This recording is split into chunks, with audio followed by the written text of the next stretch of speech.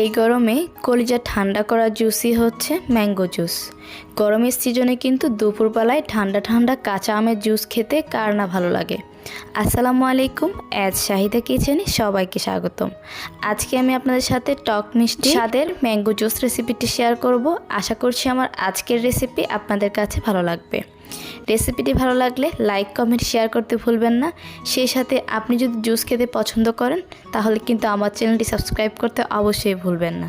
চলে যাচ্ছি মূল রেসিপিতে।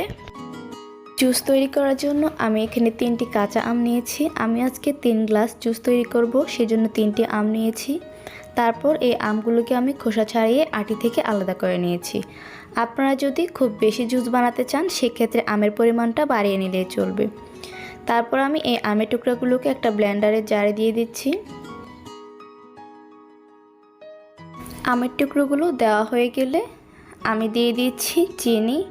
আমি দিয়ে দিচ্ছি 3 টেবিল চামচ পরিমাণে চিনি। মিষ্টিটা আপনাদের পছন্দ অনুযায়ী অ্যাড করবেন। সেক্ষেত্রে আমের ধরনটা কেমন সেটা বুঝে কিন্তু মিষ্টিটা অ্যাড করতে হবে। অনেক আমে কিন্তু মিষ্টি আর অনেক আম টক হয়ে থাকে। আমি এখানে একটা কাঁচামরিচ টুকরো করে নিয়েছি। কাঁচা আমের জুসে কিন্তু খুব বেশি জাল হলে খেতে ভালো লাগে না। দিয়ে দিচ্ছি 1 চা চামচের মতো ধনিয়া পাতা। কাঁচা আমের জুসটাকে আরও রিফ্রেশিং এবং ফ্লেভারফুল করার জন্য আমি এখানে অ্যাড করে দিলাম 5-6টির মতো পুদিনা পাতা। সে সাথে দিয়ে দিচ্ছি সামান্য একটু লবণ। আপনারা চাইলে নর্মাল লবণের পরিবর্তে বিট লবণটা ইউজ করতে পারেন।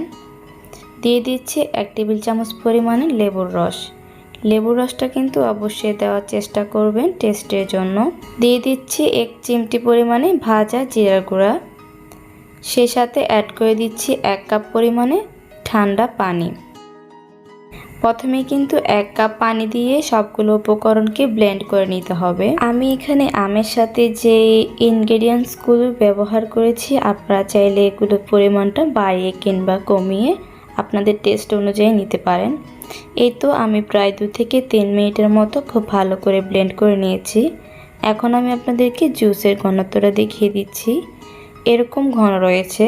এই পর্যায়ে আমি ভালো করে ব্লেন্ড করে নেওয়ার পর অ্যাড করে দিচ্ছি আবারও ফ্রিজে রাখা ঠান্ডা পানি। এই তো আমি এখানে 2 কাপ পরিমাণে পানি অ্যাড করে দিলাম। আমি জুসটাকে একটু পানি দিয়ে খুব ভালো করে মিক্স করে নিচ্ছি। আপনারা চাইলে এই পর্যায়ে কিন্তু আবার একটু ব্লেন্ড করে নিতে পারেন। এই তো জুসটাকে আমি এরকম পাতলা রেখেছি।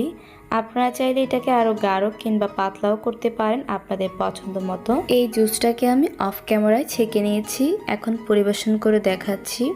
এই তো খুব সহজেই কিন্তু তৈরি হয়ে গেল কাঁচা আমের টক ঝাল মিষ্টি শরবত।